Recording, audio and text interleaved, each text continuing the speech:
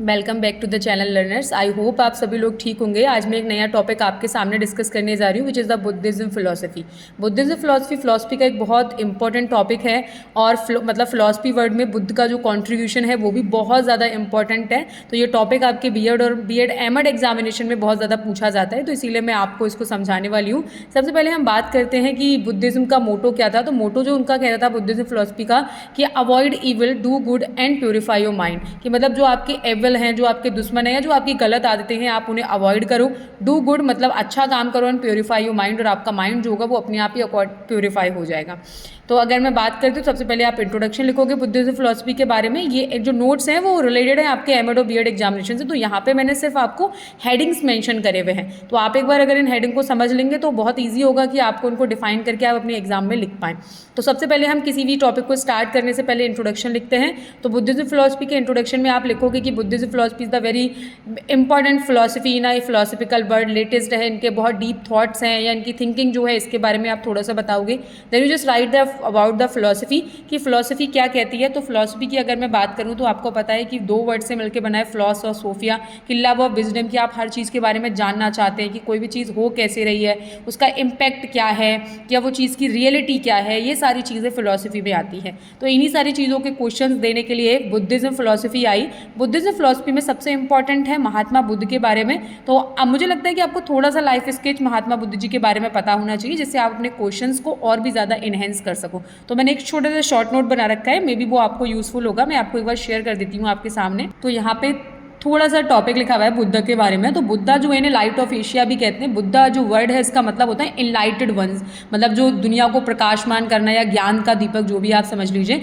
Earlier name इनका सिद्धार्थ था। Born हुए थे ये 1563 लंबनी नाम के एक विलेज में, और जो प्रेजेंट में नेपाल में है। इनके फादर जो थे शुद्धोधन थे और इनकी मदर जो थी वो महामाया थी। इनके मदर और फादर दोनों ही एक बहुत बड़े एम्पायर से बिलोंग करते थे। सो दे वांट कि इनका जो बच्चा है, या मतलब जो बुद्ध थे उस टाइम पे बच्चे के रूप में, उनको बहुत वो लाइफ के सारे कंफर्ट मिले जो वो डिजर्व करते हैं। लेकिन अनफॉर्चुनेटली इनकी मदर जो थी महामाया, इनके वॉर्न के 7 डे बाद ही उनकी डेथ हो गई। तो इनका जो पालन पोषण है जो वो उनकी स्टेप मदर गौतमी ने करा, इसीलिए कहीं वहीं पे आपने लिखा होगा कि गौतम को गौतम बुद्ध के नाम से भी जाना जाता है बुद्धा को। इनकी शादी हुई यशोधरा नाम की एक लेडी से, और उन्होंने अपनी लाइफ के 13 ईयर उनके साथ एंजॉय करे, और उनका एक बेटा हुआ जिसका नाम उन्होंने राहुल रखा।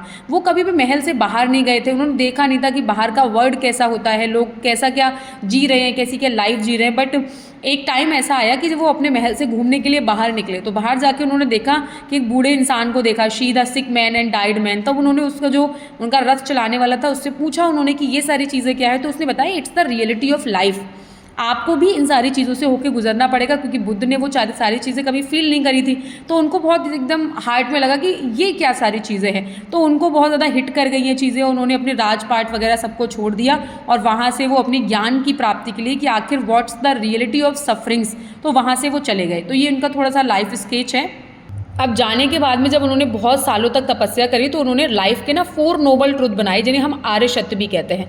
तो उन्होंने बताया ट्रुथ ऑफ द सफरिंग इस दुनिया की जो रियलिटी है वो सफरिंग्स ही है, वो दुख ही है। समझ में आया। और वो ओरिजिन ऑफ सफरिंग, अभी सेकंड है कि ट्रुथ ऑफ, और ये दुख आ कहाँ से रहे, तो उन्होंने बताया ये हमारी डिज़ायर्स से आ रहे हैं। फिर truth of the end of suffering, हम इन्हें मतलब ख़त्म कैसे कर सकते हैं। तो अगर आप अपनी डिज़ायर कम कर दोगे तो आपके सफरिंग्स जो है वो ऑटोमेटिक आपकी कम हो जाएंगी। फिर ट्रुथ मतलब truth of pass to the extension, उन्होंने कहा कि अगर आप कैसे इन सफरिंग को ख़त्म कर सकते हो, तो उन्हें 8 पाथ बताए। अगर आप इन 8 रास्तों पर चलते हो तो आपको कोई भी दुख नहीं होगा, which is the right view. आपका व्यू अच्छा होना चाहिए, मतलब आप अच्छी चीज़ों को देख रहे हो, अच्छे लोगों के बारे में पढ़ रहे हो, अच्छे उपनिषद मतलब जो पढ़ रहे हो। राइट इंटेंशन आपका होना चाहिए, आपकी स्पीच अच्छी होनी चाहिए, आप अच्छा बोल रहे हैं, ऐसा बोल रहे हैं जो लोगों को अच्छा लग रहा है। राइट एक्शंस, राइट लिवलीहुड, आपका जो लाइफ है वो इस थॉट पे बेस होना चाहिए कि सिंपल लिविंग और हाई थिंकिंग, मतलब आपकी लाइफ उतनी अच्छी ना हो लेकिन आपके विचार अच्छे होने चाहिए। Right effort, right concentration, right mindfulness. फिर है third is the middle way of Buddhism. तो हमें देखो एक चीज़ मैंने आपको लाइफ स्केच में भी बताई कि इनके पास एक अपॉर्चुनिटी थी कि अपनी लाइफ पूरी लग्जरी से जी सकते थे, but they denial of it, है उन्होंने उनका डिनाई करा और इस वाले मार्ग को चुना जहाँ पे वो सच जानना चाहते थे कि आखिर इस यूनिवर्स की रियलिटी क्या है। Nirvana attainment, this is very important कि आखिर ये वर्ड निर्वाणा बुद्धिज्म फिलॉसफी में बहुत इंपॉर्टेंट है कि आप निर्वाणा को कैसे गेन कर सकते हो। तो निर्वाणा का मतलब है कैसे डिज़ायर से छूट सकते हो, कैसे ये बर्थ और डेथ की साइकिल है उसको आप उससे छूट सकते हो। तो ये आप तभी छूट पाओगे जब आप अपनी इच्छाओं को कम करोगे, ठीक है। 3 पिटिका 3 बास्केट्स जो उन्होंने अपनी बुद्धिज्म ने बताई, अपनी लिटरेचर है ये इनका कि हमें करना क्या है, कैसे हम बुद्धिज्म फिलॉसफी के बारे में पढ़ सकते हैं। तो पहला है विनय पटिका, दूसरा है सुत पटिका, फिर आपका थर्ड जो है विच इज़ अवधम्मा पटिका। तो ये जो आपकी विनय पटिका है इसमें इनके डिसिप्लिन्स लिखे हैं और ये पाली लैंग्वेज में है तीनों ही। सुत पटिका में इनका डिस्कोर्स कि कैसे हमें पढ़ाना है ये सारी चीज़ें मेंशन हैं। और आपका जो अविधम्म पटिका है इसमें इनकी टीचिंग्स हैं कि किस तरीके से क्या ऑर्डर्स दिए गए हैं अगर आप बुद्धिज्म फिलॉसफी को या इस रिलीजन को फॉलो करते हैं। तो ये मानते थे non existence of God and soul. Buddhism philosophy में ना ये भगवान को मानते हैं ना ये किसी सोल को मानते हैं। They believe only the Karma, ये सिर्फ कर्मों की थ्योरी पे फोकस करते हैं। 12 कॉज ऑफ सफरिंग कि ऐसे कौन कौन सी 12 चीज़ें हैं जिनसे आपको दुख होता है। तो which is the ignorance, action, consciousness, name, 16 contact, sensation, desire, cleansing, extension, birth, old age और डेथ। ये 12 वो चीज़ें हैं जिनके लाइफ में जिनसे आपको दुख मिलता है। एम क्या था बुद्धिस्ट एजुकेशन का? प्रिपरेशन फॉर निर्वाणा, कि आप ये बर्थ और डेथ की साइकिल से छूट जाएं। अवेयरनेस हो आपको कि दुख होता क्या है, ये आप 8 रास्तों पे कैसे चलें, आपका करेक्टर डेवलपमेंट कैसे हो, आपकी लाइफ प्रिपरेशन कैसे कराई जाए कि आप अच्छा लाइफ सर्वाइव कर सको, कास्ट सिस्टम को रिमूव करना और प्रमोशन ऑफ बुद्धिज्म कल्चर, कि बुद्धिज्म की जो कल्चर है वो सारी दुनिया में अच्छी तरीके से फैल पाए।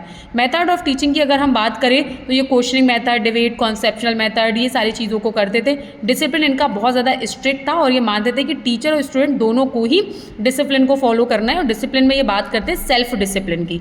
करिकुलम की अगर मैं बात करूँ तो करिकुलम इनका 2 पार्ट में डिवाइडेड है कि अगर मतलब बच्चा छोटा है 6 ईयर का है तो उसका एडमिशन होता था, वहाँ पर वो क्राफ्टिंग वगैरह सीखता था और बुद्धिज्म के थोड़े से नियमों को फॉलो करता था। और उसके बाद में वो मतलब अपनी जब नॉर्मल प्राइमरी एजुकेशन को ख़त्म करता था, सेकेंडरी हायर एजुकेशन की तरफ जाता था तो उसे उपनिषद वगैरह के बारे में पढ़ाया जाता था, ये सारी चीज़ों की नॉलेज दी जाती थी। टीचर स्टूडेंट अगर की मैं बात करूँ तो टीचर स्टूडेंट का रिलेशन मतलब टीचर स्टूडेंट दोनों को ही बहुत सारी चीज़ें फॉलो करनी है। स्कूल जो थे उन्हें हम बिहार बोला करते थे, मतलब बिहार एक तरीके से एक वर्ड दे रखा है इनको कि जहाँ पे बच्चा रह के उन सारी चीज़ों को क्या कर रहा है, ऑब्जर्व कर रहा है। तो दीज आर द सब इंपॉर्टेंट पॉइंट जो जिनसे आप अपना आंसर लिख सकते हैं।